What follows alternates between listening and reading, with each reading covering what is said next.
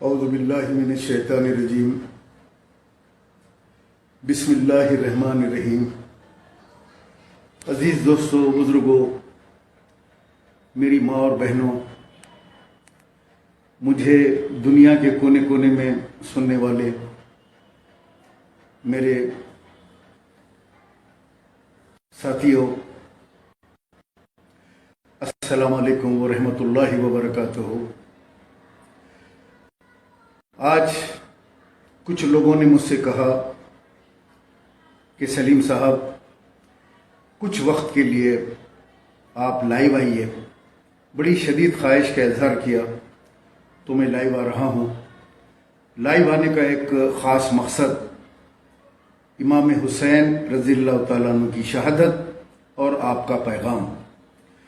بہت سارے لوگ یہ جانتے ہیں کہ امام حسین رضی اللہ تعالیٰ عنہ کو شہید کیا گیا، آپ کے اہل و عیال کو شہید کیا گیا، کربلا کا واقعہ ہوا، 10 محرم کے دن یہ شہادتیں ہوئی۔ امام حسین رضی اللہ تعالیٰ عنہ نبی کریم صلی اللہ علیہ وسلم کے پیارے نواسے تھے۔ یہ ساری چیزیں آپ لوگوں کو معلوم ہیں، اس میں مزید میں تفصیل میں جا کے آپ کا وقت لینا نہیں چاہتا۔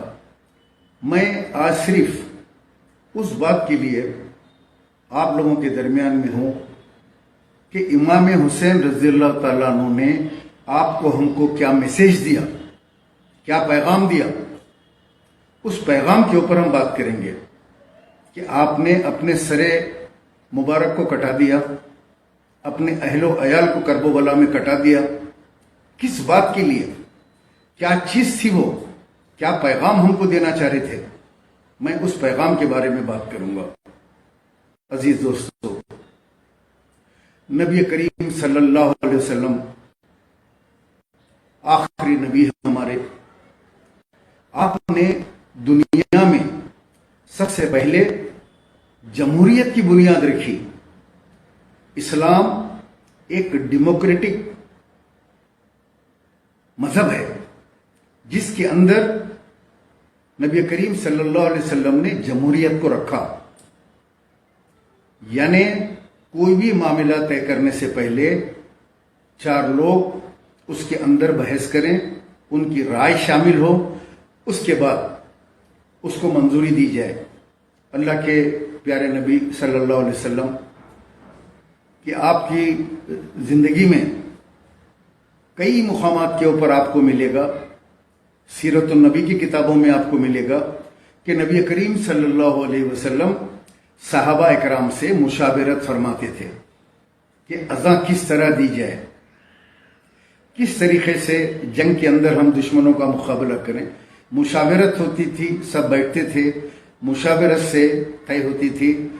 چاہے تو نبی کریم صلی اللہ علیہ وسلم اپنا حکم صادر فرما سکتے تھے، لوگ صحابہ اکرام آنکھ موچھ کر اس بات کو جو ہے یقین کر لیتے اور ہاں کر دیتے، لیکن آپ ہمیشہ ڈیموکریٹک وے، جمہوریت، جب نبی کریم صلی اللہ علیہ وسلم دنیا سے پردہ فرمائے، اس کے بعد جب خلیفہ بننے کا وقت آیا تو نبی کریم صلی اللہ علیہ وسلم نے حضرت ابوبکر صدیق رضی اللہ تعالیٰ عنہ کو نامینیٹ کر کے نہیں گئے، آپ کا نام لے کر نہیں گئے کہ میرے بعد حضرت ابوبکر ہوں گے، اس کے بعد حضرت عمر رضی اللہ تعالیٰ عنہ ہوں گے، اس کے بعد حضرت عثمان غنی رضی اللہ تعالیٰ عنہ ہوں گے، اس کے بعد علی کرم اللہ وجہ ہوں گے۔ نہیں، آپ نے اپنے صحابہ اکرام کے اوپر جمہوری طریقے سے چھوڑ دیا کہ آپ لوگ آپس میں طے کر لیں گے۔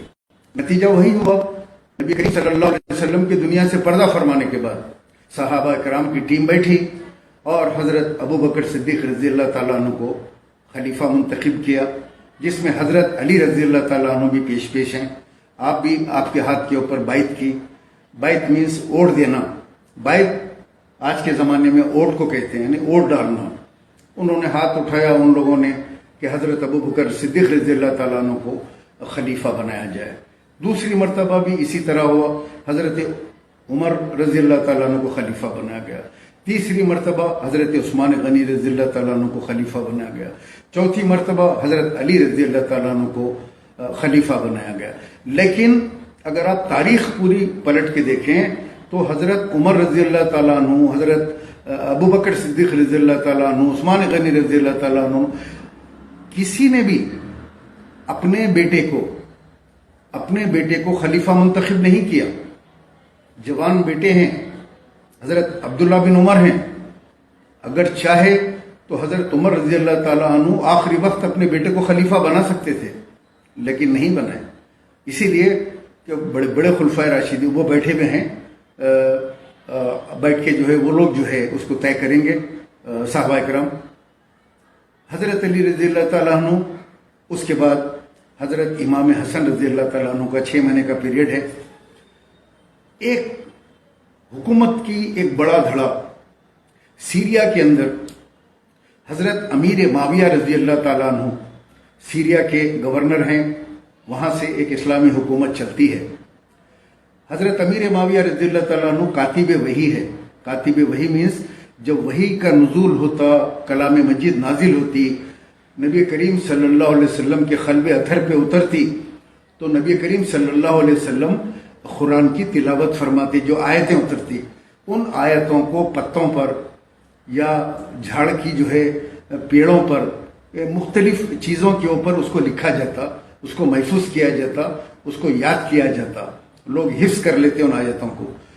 وہ جب آیتیں کا نزول ہوتا، اس وقت حضرت امیر معاویہ رضی اللہ تعالیٰ عنہ بھی کاتب وحی آپ کو کہتے ہیں، یعنی وحی کا نزول ہوا تو جو لکھتے تھے قرآن مجید، حضرت امیر معاویہ رضی اللہ تعالیٰ عنہ تھے. اور آپ نبی کریم صلی اللہ علیہ وسلم کے جو ہے زوجے مطہرات میں آپ کی ایک بہن بھی شامل ہے، حضرت امیر معاویہ رضی اللہ تعالیٰ عنہ کی. لیکن بدقسمتی دیکھیے اب کیا اللہ کو منظور، اللہ کا کیا ان کی اللہ کی پالیسی ہوتی ہے، وہ ہم وہاں تک نہیں پہنچ سکتے. ایسے ایک نیک انسان کے پیٹ میں ایک بدکار بیٹا پیدا ہوا، یزید جس کا نام ہے، یزید ابن معاویہ.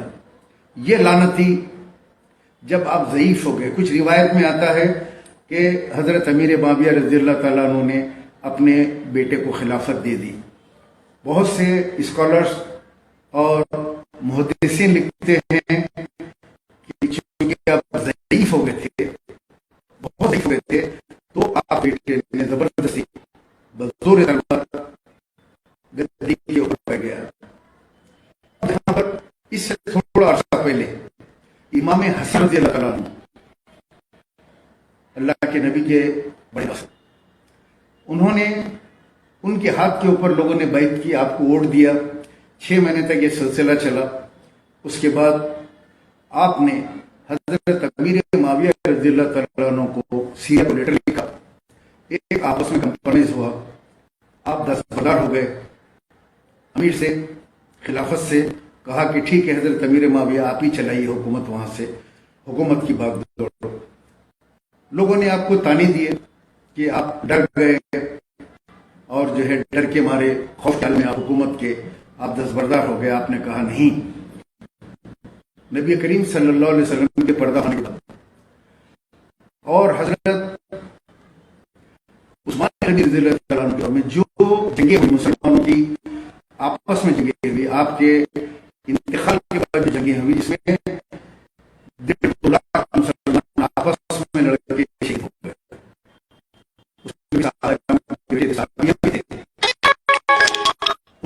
دیکھتے مسلمانوں کی شادی میں حضرت حسن رضی اللہ تعالیٰ نے کہا کہ میں نہیں چاہتا کہ مسلمانوں میں مزید انتشار پیدا ہو، لہذا مجھے کوئی خواہش نہیں ہے، آپ ہی حکومت چلائیے، لیکن کچھ شرائط کی بنیاد کے اوپر. اس کے اندر ایک کنڈیشن یہ بھی تھا کہ آپ کا جانشین آپ کا بیٹا نہیں بنے گا. اس لیے کہ جب مسلمانوں نے ایران کی حکومت سپر پاور قیصر و کسریٰ کو تباہ کیا، جہاں پر بادشاہ کے بعد بیٹا، بیٹے کے بعد بیٹا، آپ لوگوں نے دیکھا ہے کہ بادشاہت میں یا پجاریوں میں یہ ہوتا ہے کہ پجاری کا بیٹا پجاری، بادشاہ کا بیٹا بادشاہ. تو وہ جو سلسلے چلتے تھے رومی سلطنت میں اور قیصر و کسریٰ میں، اس کو مسلمانوں نے اس سلسلے کو توڑا اور جمہوریت کو قائم کیا، ڈیموکریٹک بنایا ان ممالک کو کہ وہاں پہ ووٹ کے ذریعے آپ اپنے لیڈر کو منتخب کریں، یعنی لیٹس کال بیک کریں، ووٹ دیں آپ، اب جس کو ووٹ دیں گے وہ آپ کا بادشاہ بنے گا، آپ کا امیر بنے گا۔ حضرت حسن رضی اللہ تعالیٰ عنہ نے بھی اپنے لیٹر میں اس پوائنٹ کو واضح کیا کہ آپ کے بعد لوگ فیصلہ کریں گے امیر کا، اسی کے اوپر کمپرمائز ہوا۔ لیکن جب یزید بادشاہت کی گدی پہ بیٹھ گیا اور لوگوں سے بیعت لینے لگا، کسی کو ڈرا کر، کسی کو خوف زدہ کر کے، کسی کو پیسے دے کے، جیسا آج ہمارے پاس ووٹ لیا جاتا ہے، گمراہ کر کے، اس طریقے سے بڑے پیمانے پہ سب نے بیعت کر لی اس سے ڈر کے۔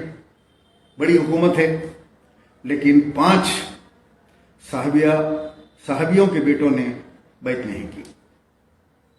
یہ ہمارے چاروں خلفاء کے بیٹے حضرت زبیر رضی اللہ تعالیٰ عنہ، ان لوگوں نے بیعت نہیں کی، یزید کی۔ باقی سب سرنڈر ہو گئے۔ اور اس کے بعد پھر ایک ایسا وقت آیا، یہ 5 میں سے بھی مزید خون خرابے کو دیکھتے ہوئے 3 لوگوں نے جو ہے خاموشی اختیار کی، دستبردار ہو گئے۔ حضرت عباس رضی اللہ تعالیٰ عنہ نہیں ہوئے، حضرت امام حسین رضی اللہ تعالیٰ عنہ نہیں ہوئے۔ حضرت امام حسین رضی اللہ تعالیٰ عنہ اپنی بات کے اوپر قائم رہے کہ یہ سسٹم کے خلاف، جس سسٹم کو اسلام نے ختم کیا، اس سسٹم کے اوپر زبردستی آپ اقتدار کے اوپر نہیں بیٹھ سکتے۔ دادا کے بعد بیٹا، بیٹے کے بعد بیٹا نہیں، عوام منتخب کرے گی۔ آپ اڑ گئے اس بات کے اوپر کہ میں بیعت نہیں کروں گا۔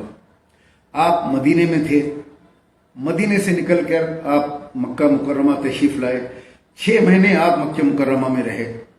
اس کے بعد سارے باقی کے معاملات آپ لوگوں کو پتہ ہے کہ کوفہ سے ہزاروں خط آپ کو لکھے گئے کہ اے حضرت امام حسین، آپ تشریف لائیے، ہم آپ کے ہاتھ کے اوپر بیعت کرتے ہیں، ہم یزید کے ہاتھ کے اوپر بیعت کرنا نہیں چاہتے، وہ ظالم ہیں اور وہ اسلام